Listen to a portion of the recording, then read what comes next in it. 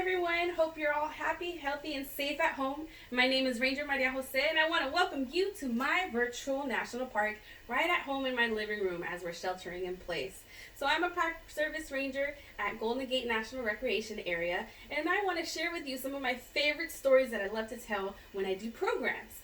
So today I have my furry friend with me, and I have my virtual campfire, and I want to share with you the story of how Coyote and a small hero were able to rescue the fire. So they say that in the time before time, there was a village, and this was a time when plants, animals, and people could all talk to each other.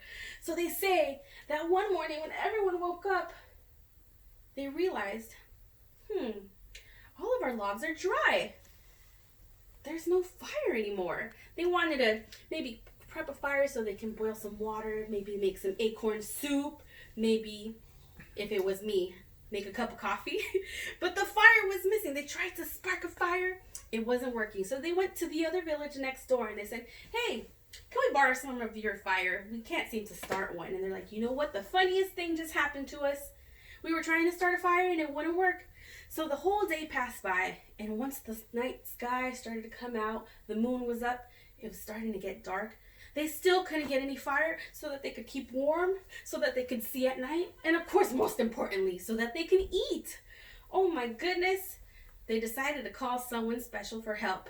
So they called out. You can call out with me. They called out for Coyote. Coyote, they say, was the creator of all great things. He was a very special guy.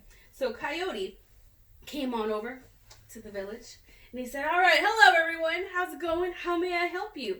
Everyone said, you know what? We can't seem to start a fire. I don't know if it's just gone, but it just won't seem to work. We can't get our flames going. We can't see at night.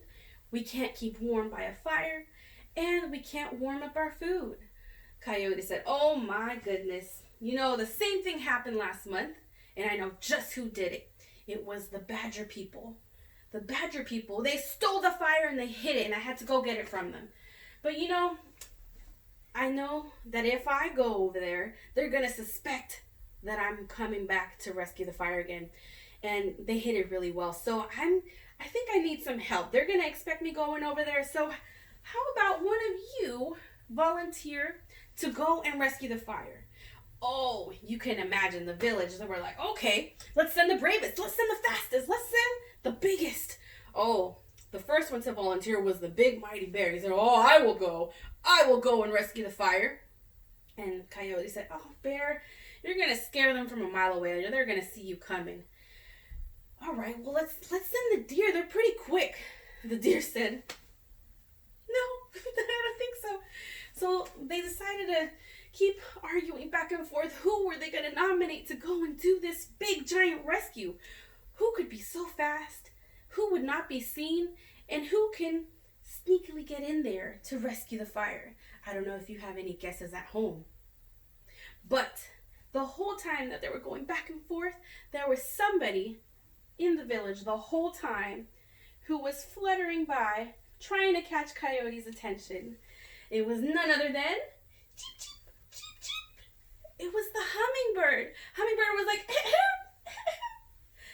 Coyote, I can go rescue the fire. When the villagers finally saw Hummingbird floating by and going quick, quick, quick, they were like, Hummingbird, she can't rescue the fire. She's so tiny. How is she gonna do that? Hummingbird was not going to have that, so she went, she flew so fast. They barely saw that she left. She was already flying over the other village, and she was looking for the badger people. She flew over here, nothing. Flew over there, she found the badger people's village. So she went over there and she flew around. She was looking. I can't seem to find the glowing fire. But she saw something a little suspicious. Right in the center of the badger people's village, there was a big pile of animal pelts, animal skins of deers and bucks.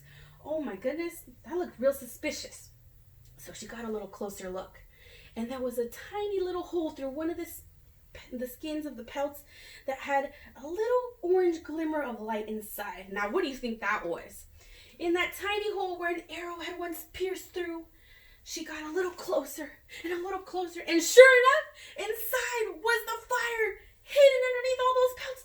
She looked around. The badger people had no idea she was there, so she decided to go in, and she flew back out with a teeny tiny little ember still lit.